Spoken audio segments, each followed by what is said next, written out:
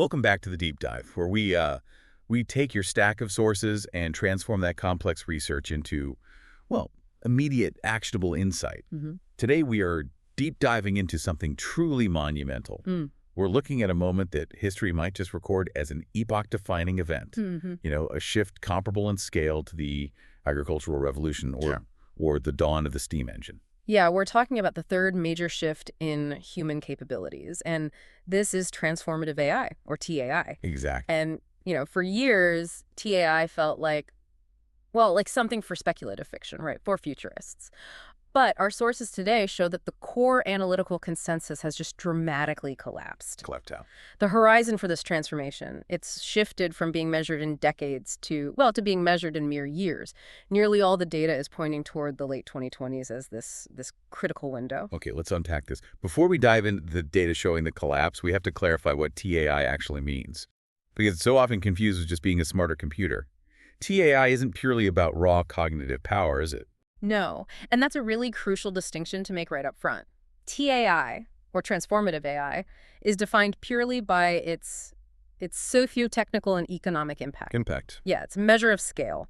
The bar for TAI is reached when the change in human empowerment and societal well-being is comparable to the magnitude of the Industrial Revolution itself. The Industrial Revolution. Exactly. It's about that societal wave, not just a score on a test. That sounds almost too big to quantify. What specific metrics are researchers even using to measure an impact of that magnitude? They're looking at two primary things. First, TAI is reached when AI performs tasks accounting for over 50% of total world wages. 50%. Meaning a majority of global full-time economic tasks are automated at a cost that is comparable to or cheaper than human labor. So when AI can perform half the world's jobs better and cheaper, we're there. Okay, what's the second metric? The second one is the acceleration of scientific progress.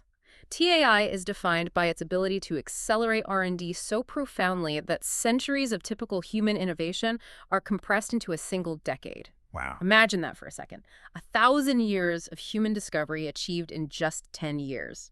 That is the ultimate aha moment. Yeah. Okay, quickly then, let's clear up the other acronyms you hear all the time.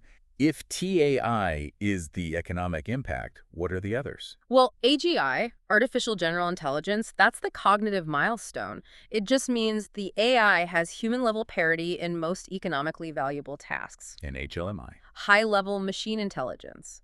That's when machines accomplish every task better and cheaper than humans. And ASI is? Artificial superintelligence. Yeah. An intelligence vastly superior to human limits across all intellectual subjects. But what's so interesting, what's driving this collapsing timeline today, is the projection that we might hit the impact threshold TAI before we even reach true, stable superintelligence. Which brings us directly to that collapsing timeline. We've seen this trend for years, right, where experts keep pulling the predicted date closer. But the shift recorded in the 2023 data, it's genuinely shocking. It truly is. We're specifically looking at the 2023 Expert Survey on Progress in AI, or ESPAI. It aggregated the views of nearly 2,800 AI researchers. So the people who should have the clearest view. Exactly. And look at high-level machine intelligence, HLMI. In the 2022 survey, the 50% probability date for HLMI was 2060. Okay. In 2023, just 1 year later, it dropped to 2047. That is 13 years of anticipated progress shed in a single year of forecasting. 13 years. It just suggests that whatever happened in 2023 fundamentally shifted the perception of tractability in the field. But the most aggressive collapse wasn't even HLMI, it was the forecast for the full automation of labor, or FAOL. That's the most telling data point, I think, about this TAI horizon. The expected date for FAL, when AI can do almost everything, it dropped an astonishing 48 years. It moved from 2164 down to 2116.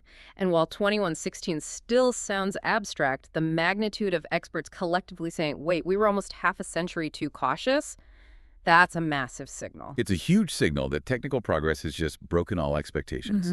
To put that 48-year drop into context for you listening, the experts essentially feel we just got a century's worth of warning time back.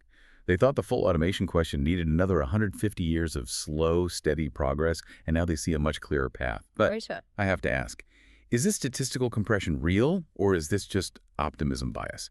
Do researchers get caught up in the hype just like everyone else? That's a fair challenge. The data is based on researchers at top-tier venues, so the assumption is their optimism is grounded in observed technical capability. Primarily the success of scaling models, even smaller, near-term, very specific tasks, like an AI creating a top 10 hit song Right. or coding a website from scratch. Both of those showed compression, moving from around 2030 to 2028. It's a systemic compression across the board, which suggests the underlying models are hitting critical, unexpected milestones. And this acceleration creates a duality, a real tension. We see that while the majority, 68.3% of respondents, expected good outcomes from superhuman AI, nearly half of those same optimists still assigned at least a 5% chance of extremely bad outcomes, including human extinction. It just underscores the feeling in the community that they are sitting on an emergent fundamental force, and they attribute this acceleration in large part to something specific, the unforeseen success of scaling laws and a qualitative leap in large language models. Okay, here's where it gets really interesting for me. The qualitative shift. It's not just bigger computers running faster versions of the same old software. The models themselves are fundamentally changing how they approach problems. Exactly. Researchers are calling this the shift from System 1 to System 2 reasoning. System 1 being. System 1 is what most people associate with current LLMs. It's fast, intuitive pattern matching. Think of recognizing a picture instantly or generating a coherent sentence in milliseconds. Right, the immediate gut reaction. System 2, however, is deliberative. It's logical, sequential reasoning. It's the difference between quickly recognizing a chessboard pattern and spending 20 minutes calculating a complex 10-move strategy. And new models are doing this. Models like OpenAI's O1 and O3 and the new GPT 5.2 series are architecturally designed to utilize inference time compute. They literally think before responding, creating scratch pads for themselves to be more deliberate and logically sound. Wow, so the AI is programmed to pause and consider the problem, just like we would if we hit a complex puzzle. That sounds like a massive step toward robust reasoning. And the technical significance of this is measured by something called the ARC-AGI benchmark, right? That's right. Francois Chalet designed ARC-AGI specifically to measure novel reasoning outside of the training data. The model has to generalize and reason in a new environment. A place it's never seen before? Exactly. Historically, LLMs struggled here, but the latest iterations have reportedly surpassed the 90% mark by late 2025, which matches human-level fluid intelligence on tasks designed to be completely unfamiliar. That milestone feels like the key that unlocks those TAI metrics we talked about. And this ability to reason sequentially is what facilitates agentic loops, which is the capability that turns a smart chatbot into a productive colleague. Right. An agentic loop allows the model to stop being a reactive oracle, the thing answering your questions, and start acting autonomously in the world. It can write its own code, use external tools to check facts, iterate on its own complex multi-step problems, all without human intervention.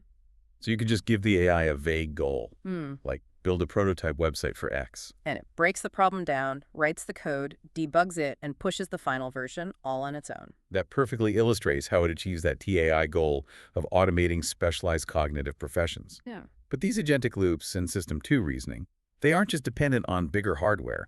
The sources point out that algorithmic efficiency is acting as a massive multiplier. This is often the overlooked factor. The compute required for a given level of performance in language models is declining at a rate of approximately 3x per year. 3 times per year. Think of it as software optimization. Algorithmic innovation alone accounts for roughly 35% of performance improvement since 2014. So even if chip production hit a bottleneck tomorrow, the software is getting 3 times better at using what it has every single year. That makes TAI less dependent solely on, building bigger and bigger chip factories. Those are still necessary. Precisely. We're seeing simultaneous acceleration on two fronts. Algorithmic progress is soaring, but the physical frontier is keeping pace. Frontier training compute, the most powerful training runs, is increasing 5x per year, with total training costs growing 3.5x per year. It's just an unprecedented race. That remarkable physical demand brings us logically to the infrastructure crunch. If progress is no longer limited by the software's efficiency or the novelty of human data, it is now limited by physical resources. And the primary bottleneck is, quite simply, power. The energy imperative is staggering, and it's suddenly become this massive geopolitical issue. The International Energy Agency projects that global data center energy consumption, which was about 415 terawatt hours in 2024, could more than double to 945 TWh by 2030. That is not just a rounding error, that is a major, major draw on global energy supplies. I saw data suggesting that in the U.S., data centers could account for up to 12% of total electricity use by 2030. That's a massive strain on an already struggling electrical grid. It is. The scale of training the next generation of foundational models requires gigawatt-level power. That's 1 GW for a single training run. A gigawatt for one run. For one run. And to put that into perspective for you, 1 GW is the power grid capacity of a small major city, or the output of roughly 8 large modern nuclear reactors. So you can't just plug these things in. No. Companies are realizing they can't just plug this into the existing grid. They need dedicated infrastructure, which is why developers are scrambling for huge dedicated solar arrays, natural gas generation, and modular nuclear reactors. The most advanced digital revolution is suddenly reliant on massive analog real-world power generation. Meanwhile, the physical hardware race continues, with the stock of computing power, mostly NVIDIA chips, doubling every 10 months. And that pace has to be sustained. Over 30 AI models have now been trained at the scale of GPT-4, and sustaining the necessary cluster investment requires hundreds of billions of dollars by the end of the decade. And the money is there. The money is following the compute because the expected returns are astronomical. Generative AI is expected to create trillions in value by 2030. This high-speed scaling brings us to a challenge many predicted would be the terminal bottleneck, the data wall. Yes, the looming challenge of data scarcity. We are running out of high-quality public human text. The estimated usable stock of that data is about 300 trillion tokens. Which sounds like a lot. It sounds huge, but current consumption rates suggest it will be exhausted between 2026 and 2032. Because the AI will run out of novel things that we've written or recorded. How do you scale an intelligence when the raw material is finite? Well, the sources suggest the solution is synthetic intelligence. This is where models like SynthLM come in. They aren't just repeating data, they are using that high-level System 2 compute to generate and verify solutions to complex problems, effectively creating their own new high-quality training signals. The AI starts teaching itself. The AI starts teaching itself. It's a huge shift. It suggests data scarcity may not be the terminal bottleneck after all, but rather a transition point to self-sufficient learning. However, this entire narrative of imminent acceleration is not universal. We have to introduce the skeptics to ensure we have a balanced view of the sources. Absolutely. We have to recognize the highly respected figures who argue that current LLM scaling is insufficient for true, robust intelligence, particularly when it comes to interacting with the messy physical world. Let's start with Rodney Brooks. He's a robotics pioneer, and he focuses on what he calls the dexterity challenge. What's his argument against this near-term TAI timeframe? Brooks calls the hype around humanoid robots achieving human-level dexterity in the next 2 to 5 years pure fantasy. Pure fantasy. His words. He argues that the physical world lacks a simple tokenization like language. Language is discrete, but physics is continuous and chaotic. If you look at a human hand, it has roughly 100,000 different sensors giving real-time feedback. Current robots they lack the robust hardware, the tactile sensation, and the force feedback loops needed for true human motor control. So the AI can write a brilliant Supreme Court brief, but it still can't reliably tie its own shoes or handle a piece of broken glass. The physical world is just too complex right now. Exactly. The intelligence is trapped in the cognitive domain until the physical domain catches up. Then we have Yann LeCun, who critiques the fundamental architecture of the LLMs themselves. He calls them shallow simulators. What does he mean by a shallow simulator? LeCun maintains that autoregressive LLMs, the models that predict the next token, are brilliant at mimicking language and data patterns, but they lack causality, planning, and permanent memory. So they don't understand why. Right. They essentially predict what the next word should be based on billions of examples, but they don't truly understand the why. He advocates for something called Joint Embedding Predictive Architectures, or JEPA. Which is a whole different approach to learning. It focuses on predictive world models. Instead of predicting the next word, JEPA learns by predicting masked parts of a scene in an abstract space, forcing the model to understand context and relationships. Much like an infant learns physics by watching objects move. That's interesting. What's promising, though, is that our sources point to the emergence of LLM-GPA hybrids in 2025, which might merge that powerful linguistic reasoning with robust predictive world models, potentially overcoming LeCun's critique. Shifting gears to the economic forecasts. What is the expected productivity boost if these accelerating timelines hold true? The forecasts are hugely optimistic. Goldman Sachs, for example, estimates a 1.5 percentage point annual increase in U.S. labor productivity. How does that compare historically? It's worth noting that the economic impact of the electric motor during the Second Industrial Revolution was of a very similar magnitude. That's a fantastic comparison point for the scale we're talking about. But we often hear about the productivity J-curve, the lag where companies have to restructure and learn how to use the new tech. Will we still see that lag? There will definitely be a lag, but the sources suggest it will be shorter. If AI agents can autonomously complete multi-week projects by 2028, which is that minimal TAI threshold, companies will be able to restructure their workflows much, much faster than in past revolutions, shortening that J-curve considerably. Finally, TAI is now squarely a national security and geopolitical concern, which is driving this rapid regulatory convergence. The policy world is in panic mode, really, reacting to the speed of development. The number of AI-related bills passed into law grew from a negligible number in 2016 to 37 in 2022. And the EU AI Act is the big one. Coming into force in August 2025, it's the first major global attempt, and it's targeting models based specifically on training compute thresholds. They've set a specific line in the sand. They have. The regulation targets models exceeding 10 to the 25 FLOP in training compute. And what does that mean? It means any system trained past this enormous power threshold is automatically considered globally significant and high risk, forcing stringent regulation. The pressure is also mounting for a global watchdog agency. Absolutely. Forecasters now assign a 41% chance of an international AI regulatory agency, modeled after bodies like the International Atomic Energy Agency, being established before 2030.